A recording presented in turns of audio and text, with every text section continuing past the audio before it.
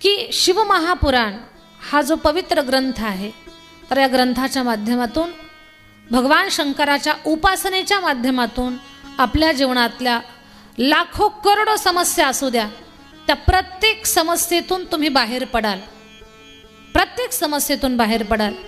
भले तुम्हाला एखाद्या समस्येवरती काय उपाय आहे माहिती जरी नसेल तुम्हाला, तर सर्व परिचित एक उपाय करायचा, रोज तांब्याभर पाणी महादेवाला अर्पण करायचं।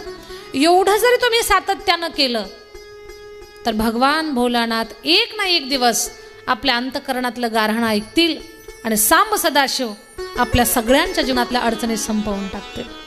पण त्याच्यासाठी शुद्ध भाव, शुद्ध अंतकरण आणि प्रचंड गाढ विश्वास या गोष्टींची गरज आहे। कधी कधी आपण देवावर भरवसा ठेवतो, पण त्या विश्वासावर धरसोड होते आपली।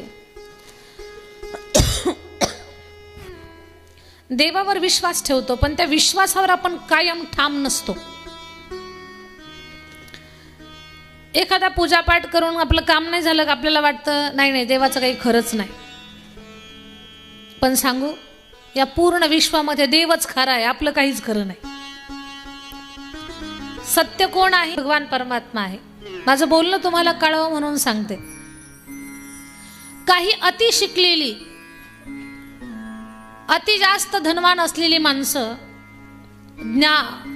ज्ञानाच्या धनाच्या बळावर काय म्हणतात, काही लोक म्हणतात देवाला काही कळतच नाही, काही लोक असं म्हणतात, काही लोक म्हणतात देव आम्ही पाहिला नाही म्हणून देवच नाही, असंही बोलतात काही लोक। तर हे असं जे बोलणं आहे, तर हे त्या लोकांचं खरंच अज्ञान आहे, खरंच अज्ञान आहे। एक खूप श्रीमंत धनवान व्यक्ती त्याच्या गावाकडे आला। त्याच्या शेतामध्ये त्याने एक कामगडी ठेवलेला होता। तो गडी शेतात पाणी भरत होता। त्यानं वेगळ्या वेगळ्या प्रकारचं पीक शेतामध्ये लावलेलं होतं। टरबूज लावली होती, शेंगा होत्या, मिरच्या होत्या, असं खूप काही त्यानं लावलेलं होतं। तो पाणी भरत होता। तो शेताचा मालक आला, म्हणे काय म्हणतात त्याला? म्हणे याला टरबूज म्हणतात। आणि बांधावरचं झाड म्हणे ते कवठाचं आहे। म्हणे एवढी छोटीशी वेल, त्याला एवढी एवढी मोठी मोठी टरबूज, आणि एवढं मोठं कवठाचं झाड, त्याला छोटी छोटी कवठ। तुझ्या देवाला ना काही कळतच नाही। काय म्हटला तो माणूस? देवाला ना काही कळतच नाही।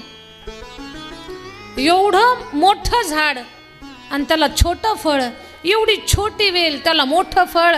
अरे मोठ्या झाडाला मोठं फळ पाहिजे, छोट्या वेलीला छोटं फळ पाहिजे। तो बिचारा कामगाडी म्हटला, मालक मी तुमच्या शेतातला मजूर आहे, माझ्याजवळ काय देवाची निंदा करू नका, तुम्ही तिकडे जाऊन बडबड करा। ते बडबड करत आलं, कवठाच्या झाडाखाली झोपलं। लक्ष देऊ नाही का? कवठाच्या नारळाच्या झाडाखाली कधी झोपायचं नसतं। नारळाच्या झाडाचा अनुभव असेल तुम्हाला। कवठाच्या नारळाच्या झाडाखाली कधी झोपायचं नाही। ते झोपलं कवठाच्या झाडाखाली। कुणीकडनं असला वारा आला, भगवंताची लीला आहे, ती देवाची सत्ता आहे। वृक्षाची या पान हाले ज्याची सत्ता, तुझी या सत्तेने वेदासी बोलाने, तुझी या सत्तेने वेदासी बोला,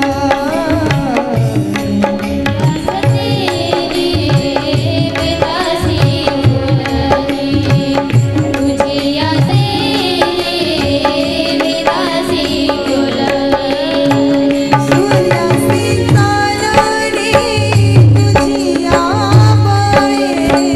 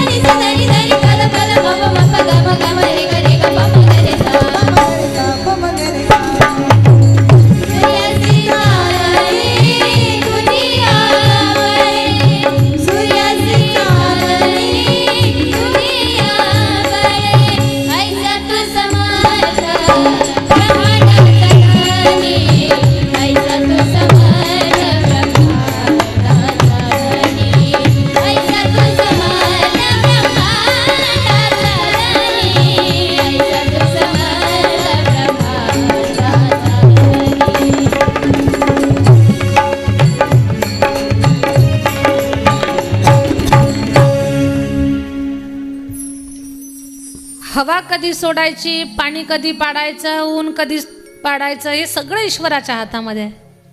कवठाच्या झाडाखाली तो माणूस झोपला, कुणीकडनं वारा आला, एक कौठ तटकन तुटलं आणि सरळ त्याच्या नाकावर आलं धडाम. जसं नाकावर पडलं फडाक, कौठ फुटलं. किती लागलं असेल त्याला विचार करा. असं त्याचं नाक चेंबलं, पोपटासारखं नाक होतं लांब, पण नाक चेंबलं त्याचं. 2 दातही पडले. उठून बसलं ते. त्यानं किती नाकाला लागलं आणि किती दात पडले ते पाहिलंच नाही. त्यानं टरबूज किती मोठा आहे ते पाहिलं. तुम्ही म्हणाला कसं? तो म्हटलं एवढं कौट पडलं नाकावर तर 2 दात पडले. हे टरबूज जर वर असतं तर मग तर 32च्या 32 दात पडले असते, एकही दात राहिला नसता. फुटलेलं नाक घेऊन, तुटलेले दात घेऊन पाणी भरणाऱ्या त्या गड्याकडे आला. तो म्हटला, मित्रा साहेब आता काही बडबड करणार आहात का? म्हणे आता काही बडबड करणार नाही, तुला एक सांगायला आलो. म्हणे काय? म्हणे तुझ्या देवाला जे कळतं ते कुणालाच कळत नाही. तुझ्या देवाला जे कळतं ना ते कुणालाच कळत नाही. काही लोक म्हणतात आम्ही देव पाहिलाच नाही त्याच्यामुळे देव नाहीच. संत मंडळी खूप चांगलं उत्तर देतात. सूर्यप्रकाश सहस्ररश्मी हो, सूर्यप्रकाश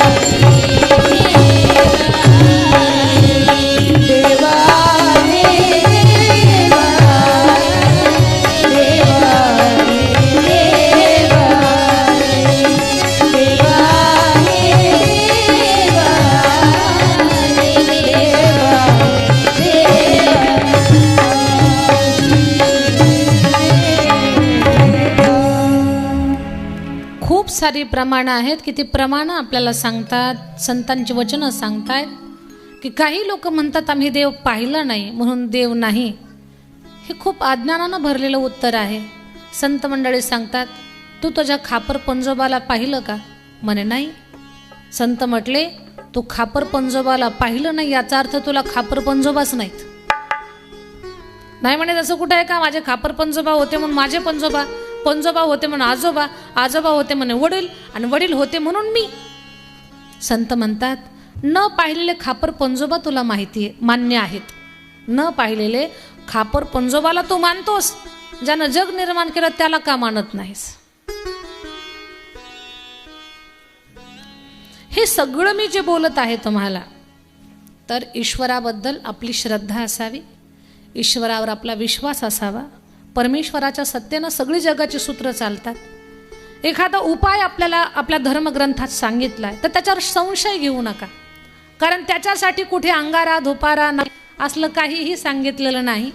तुमचा एक लोटाभर पाणी भगवान परमात्माच्या शिवलिंगावरती अर्पण करणं म्हणजे तुम्हाला रोज देवाशी जोडण्याचं काम करतंय. आणि देवाशी जोडत असतो मी, जेव्हा देवाशी जोडल्या जाल ना तेव्हा अंतकरणातले बऱ्यापैकी दुःख हलकी होतात माणसाचे.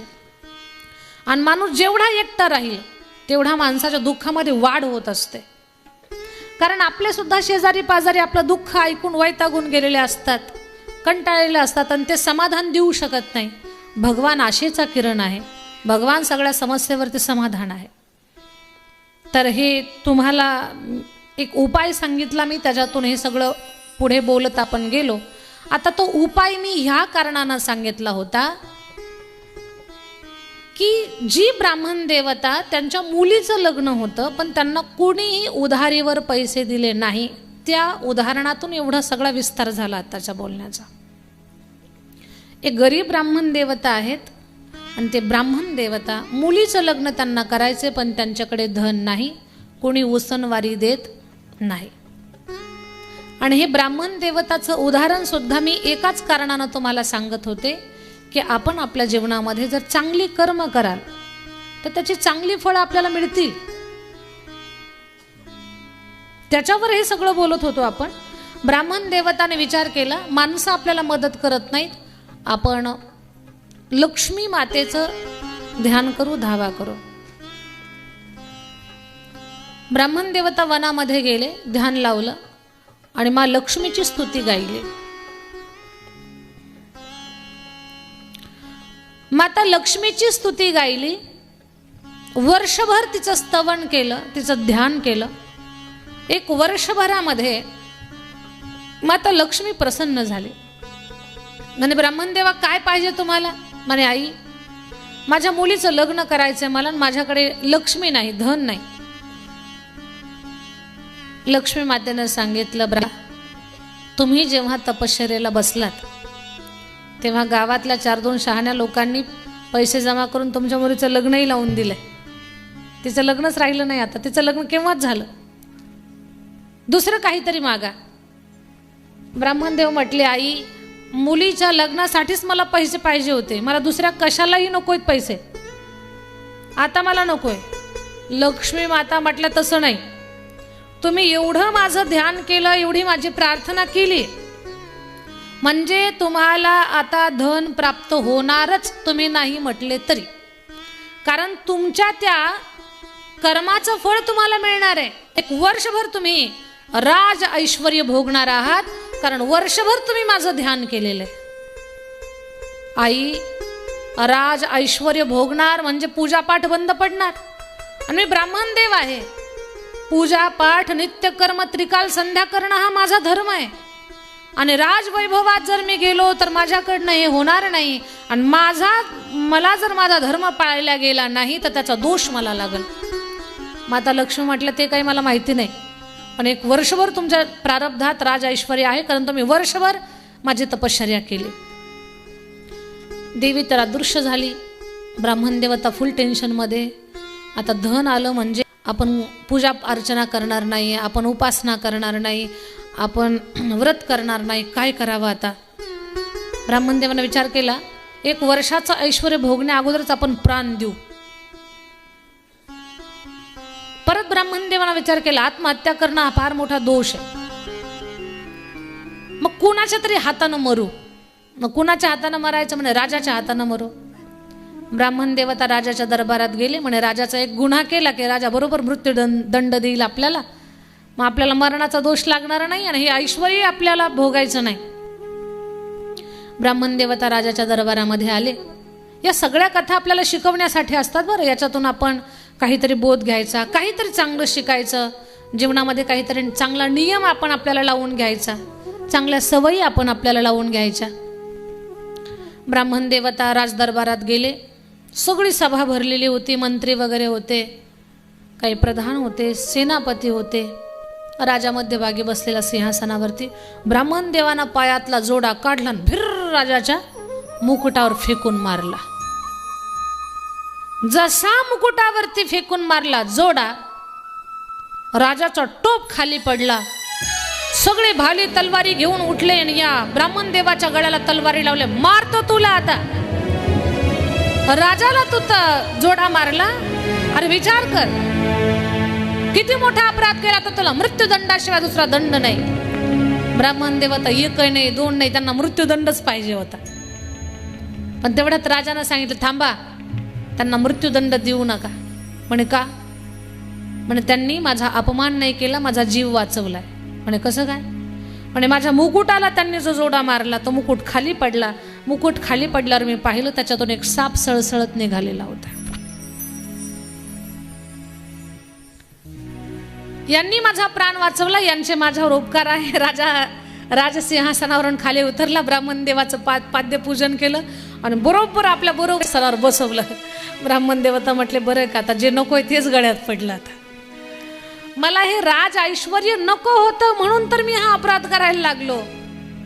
पण सांगू तुम्हाला, पुण्य कर्म जर अनुकूल असतील, प्रारब्ध अनुकूल असेल ना, तुम्ही हातामध्ये खडे घ्या, त्याचं सोनं होईल.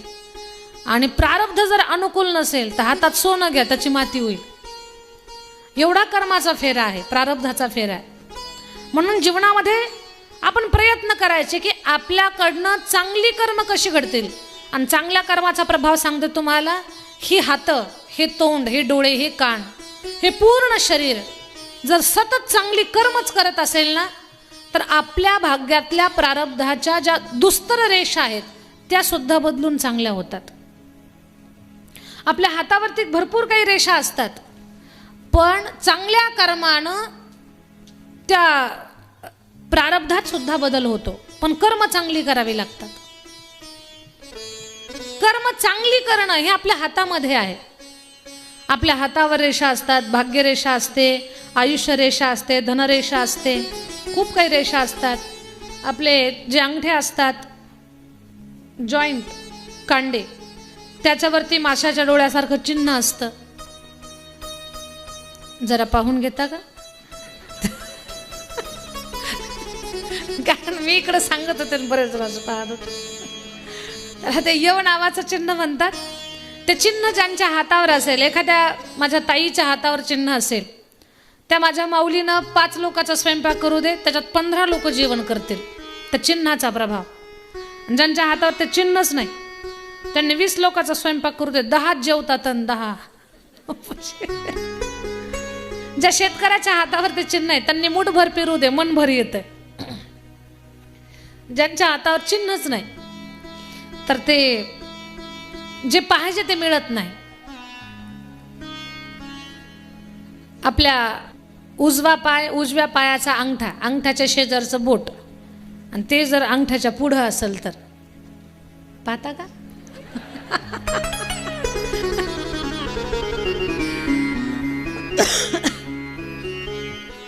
तुम्ही थोडं फ्रेश व्हावं म्हणून गंमत केली.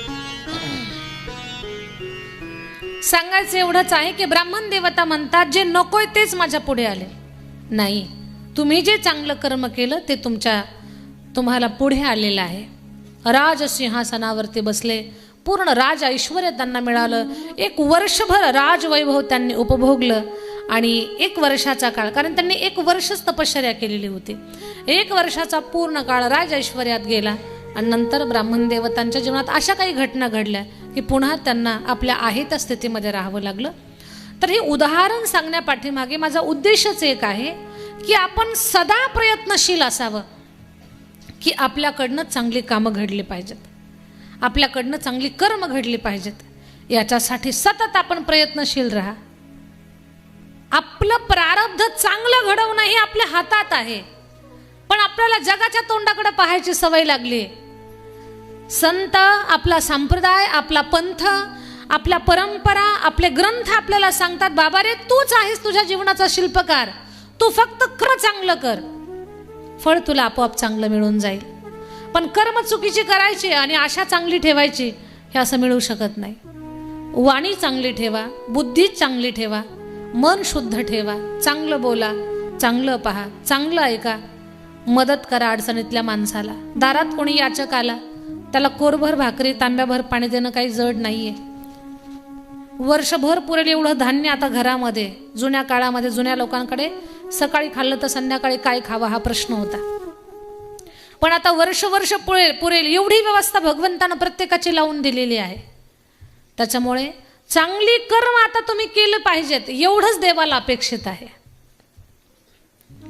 नमः शिवाय ओम नमः शिवाय हर हर भोले नमः शिवाय नमः शिवाय ओम नमः शिवाय हर हर भोले नमः शिवाय नमः शिवाय ओम नमः शिवाय नमः शिवाय नमः शिवाय ओम नमः शिवाय हर हर भोले नमः शिवाय नमः शिवाय ओम नमः हर हर भोले नमः शिवाय नमः शिवाय ओम नमः शिवाय हर हर भोले नमः शिवाय नमः शिवाय ओम नमः शिवाय हर हर भोले नमः शिवाय नमः शिवाय ओम नमः शिवाय हर हर भोले नमः शिवाय नमः शिवाय ओम जय नमः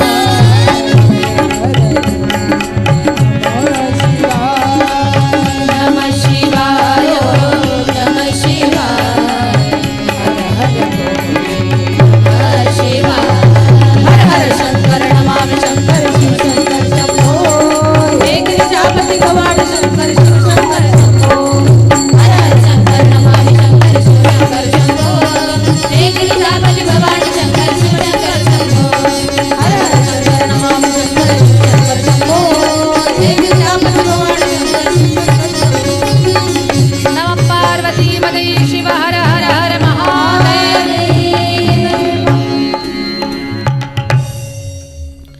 भगवान भोलेनाथांनी आपल्यावरती प्रसन्न व्हावं याच्यासाठी आपण शुद्धता, पवित्रता, मनाची निर्मळता, सेवा या सगळ्या गोष्टींना आपल्या जीवनामध्ये स्थान द्यावं.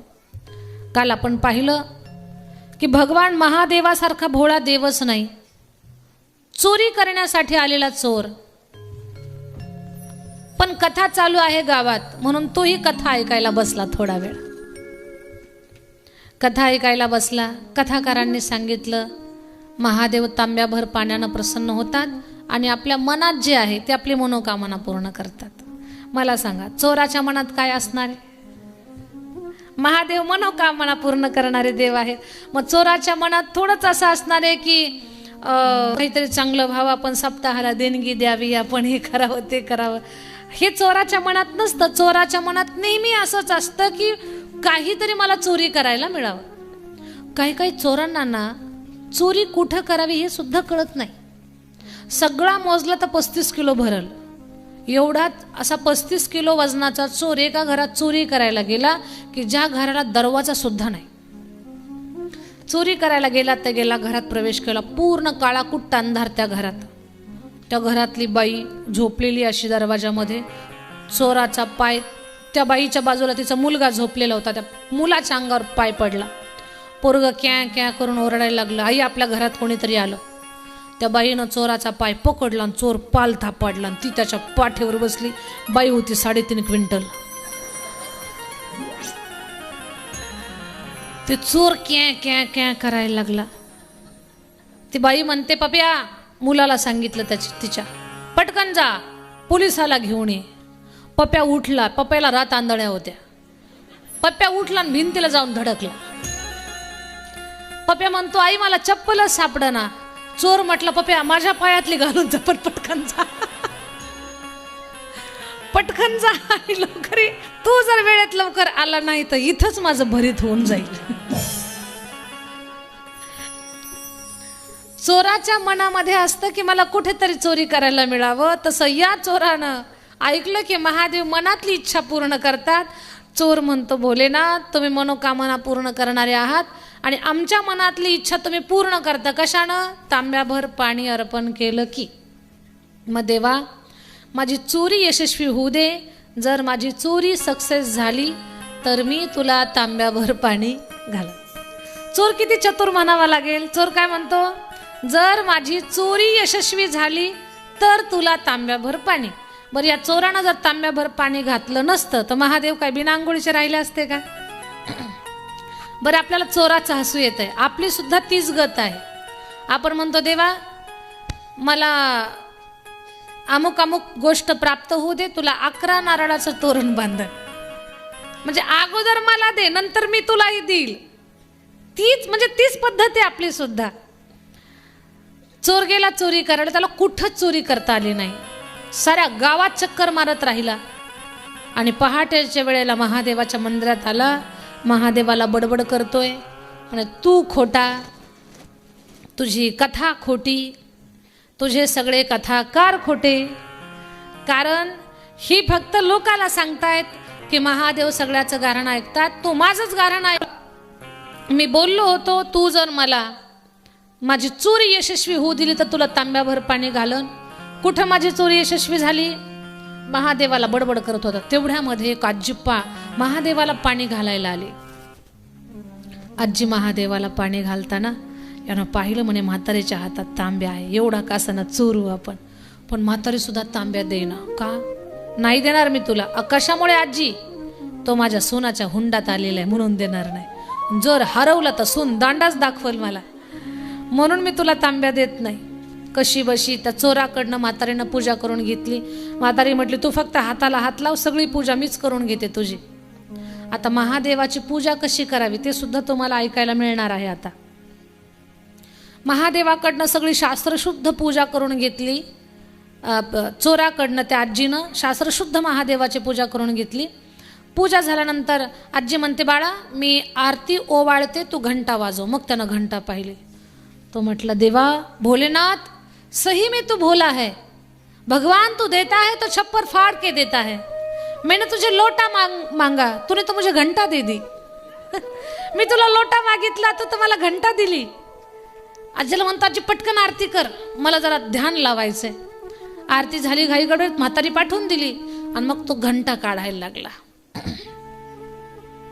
एक चोर खड़ा शिव मंदिर में, पाप था उसके अंदर में, घंटा आया उसे नजर जो था शिव जी के ऊपर, लेकिन था काफी ऊंचा, उस तक ओ कैसे पहुंचा, कैसे लालच ने चक्कर में डाला, मेरा भोला है जग से निराला.